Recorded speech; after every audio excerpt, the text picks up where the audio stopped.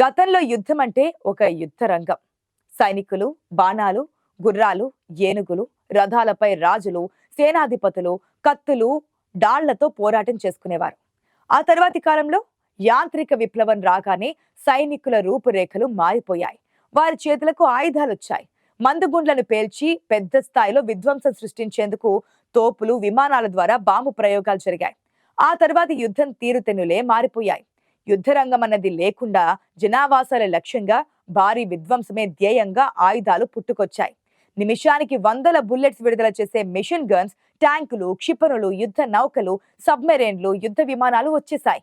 యుద్ధం అంటే నిర్వచనమే మారిపోయేలా ఇప్పుడు మరిన్ని మార్పులు వచ్చేశాయి.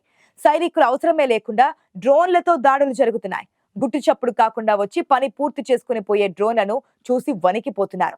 రాడర్లకు దొరకని వార్ జెట్లు నీటి అడుగున ఉంటూనే క్షిపణులను పేల్చే సబ్మెరైన్లు, ఖండాలను దాటిపోయే క్షిపణులు అపారమైన విధ్వంసాన్ని సృష్టించాయి. ఇప్పుడు యుద్ధం అన్నది ఒక రూపంలో ఉండడం లేదు. ప్రత్యక్షంగానే కాకుండా పరోక్షంగా జరిగే యుద్ధాలు ఎక్కువైపోయాయి. ప్రచార యుద్ధం, ఇంటర్నెట్ ద్వారా హ్యాకర్ల యుద్ధంతో దేశాలను ఆర్థికంగా అడుగంటించే యుద్ధాలు కూడా జరుగుతున్నాయి. ఇదిలా ఉంటే రానున్న కాలంలో స్పేస్ వార్ మొదలవుతుందని కొత్తగా వార్తలు వస్తున్నాయి. ఇదే ఫ్యూచర్ అంటున్నాయి అగ్రరాజ్యాలు. మానవాళికి ఎంతో ప్రయోజనకరంగా మారిన ఉపగ్రహాల లక్ష్యంగా దాడులు జరుగుతున్నాయి. భూమిపై బుల్లెట్లు కూడా పేర్చకుండానే ఆ దేశానికి భారీ నష్టం కలిగించడానికి దేశాలు అంతరిక్షాన్ని ఎంచుకోపోతున్నాయని చెబుతున్నారు నిపుణులు. బయటకు కనిపించడం లేదు కానీ ఇప్పటికే స్పేస్ వార్ మొదలైనట్లుగా కూడా సమాచారం. మొన్నటికి మొన్న యుక్రెయిన్ లో జరిగిన ఘటనను ఇక్కడ చెప్పుకోవాలి. 2025 మే 9న టీవీలో చూస్తున్నటువంటి యుక్రెయిన్ ప్రజలు ఒక్కసారిగా షాక్ తిన్నారు. ఎందుకంటే వారు అప్పటిదాకా చూస్తున్న కార్యక్రమాలు అర్థాంతరంగా నిలిచిపోయాయి. అంతరాయం కలిగితే షాక్ గురి కావడం ఏంటని మీరు అనుకోవచ్చు. కానీ అప్పటి వరకు వస్తున్నటువంటి వార్తలు లేదా కార్యక్రమాలు నిలిచిపోయి తమ శత్రు దేశమైనటువంటి రష్యాకు సంబంధించిన కార్యక్రమాలు మొదలయ్యాయి. ఇలాంటప్పుడు యుక్రెయిన్ ప్రజలలో ఆందోళన మొదలైంది. మాస్కో వేదికగా రష్యా తన యుద్ధ ట్యాంకులు, ఆయుధ సంపత్తిని ప్రదర్శిస్తూ సైనికులతో నిర్వహించిన విక్టరీ డే కవాతు టీవీలో కనిపించసాగింది. ఇలా రష్యా ఆయుధ సంపత్తి విశేషాలు తమ దేశంలో ప్రత్యక్ష ప్రసారం కావడం యుక్రెయిన్లను ఆశ్చర్యానికి లోను చేసింది. ఇంతకీ ఏం జరిగిందని ఆరా తీస్తే యుక్రెయిన్ కు టెలివిజన్ సేవలను అందించే ఉపగ్రహాన్ని రష్యాకు మద్దతుగా ఉన్న హ్యాకర్లు హైజాక్ చేశారు. ఇదంతా యుక్రెయిన్ వాసులను భయపెట్టడానికి రష్యా పన్నాగం. పెద్ద పెద్ద దేశాలన్నింటికీ అంతరిక్షంలో ఎన్నో శాటిలైట్లున్నాయి. వాటిలో ఒక ప్రధానమైన ఉపగ్రహాన్ని నిలిపివేసినా చాలు, ఒక్క బుల్లెట్ కూడా కాల్చకుండానే శత్రు దేశానికి కోలుకోలేనంత భారీ నష్టం కలిగించొచ్చు. ఊహించుకుంటేనే భయంగాను విచిత్రంగాను అనిపించే ఈ ఘటన భవిష్యత్తులో సర్వసాధారణం కానుందని అంటున్నారు నిపుణులు. రేపటి కాలంలో అంతరిక్షం కూడా ప్రధాన యుద్ధ భూమి కానుందంటే అతిశయోక్తి కాదని వారు అంటున్నారు. ప్రపంచ వ్యాప్తంగా ఉన్న దేశాలలో చిన్నదో పెద్దదో ప్రతి దేశానికి ఉపగ్రహం ఉంటుంది. అలా భూకక్షలో 12,000కు పైగా ఉపగ్రహాలు చురుకుగా కార్యకలాపాలను సాగిస్తున్నాయి.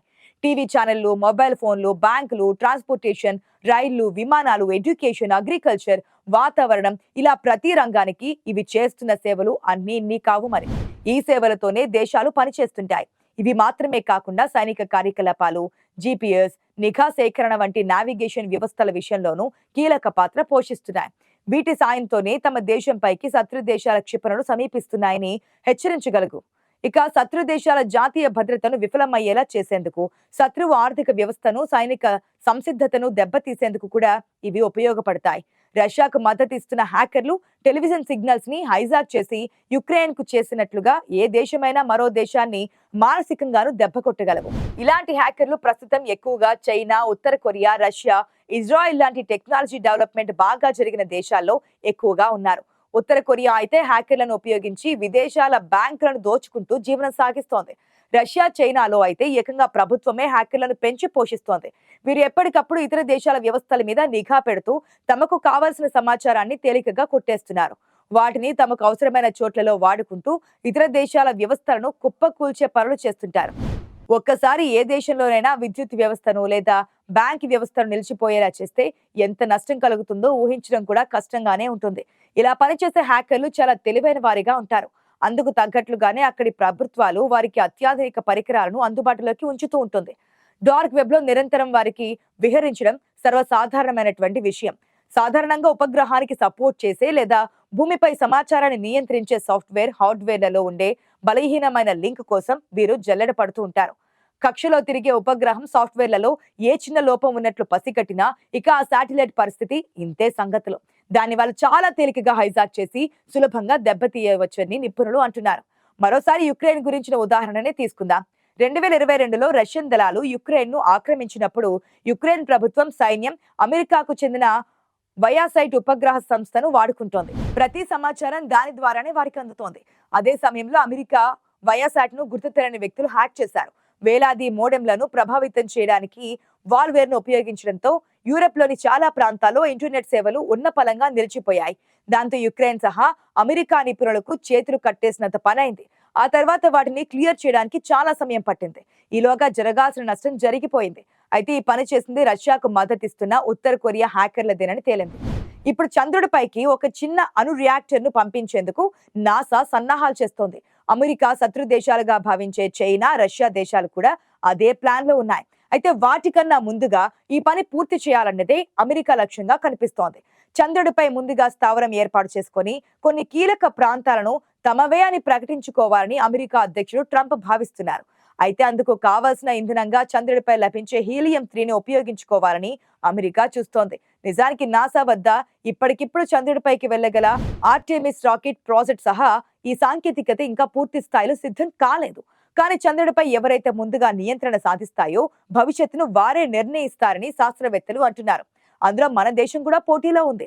ఇక మన ప్రధాన సబ్జెక్టు విషయానికి వస్తే, అమెరికా జాతీయ భద్రతా అధికారుల ప్రకారం భూమి దిగువ కక్షలో ఉన్న దాదాపు ప్రతి ఉపగ్రహాన్ని ఒకేసారి నాశనం చేయడానికి ప్రయత్నాలు జరుగుతున్నాయి. అంతరిక్ష ఆధారిత ఆయుధాన్ని ప్రస్తుతం రష్యా అభివృద్ధి చేస్తోంది. ఈ ఆయుధం భూమి దిగువన ఉన్న కక్షలోని ఉపగ్రహాలను 1 సంవత్సరం పాటు ఉపయోగించలేని విధంగా నాశనం చేయగలదని సమాచారం.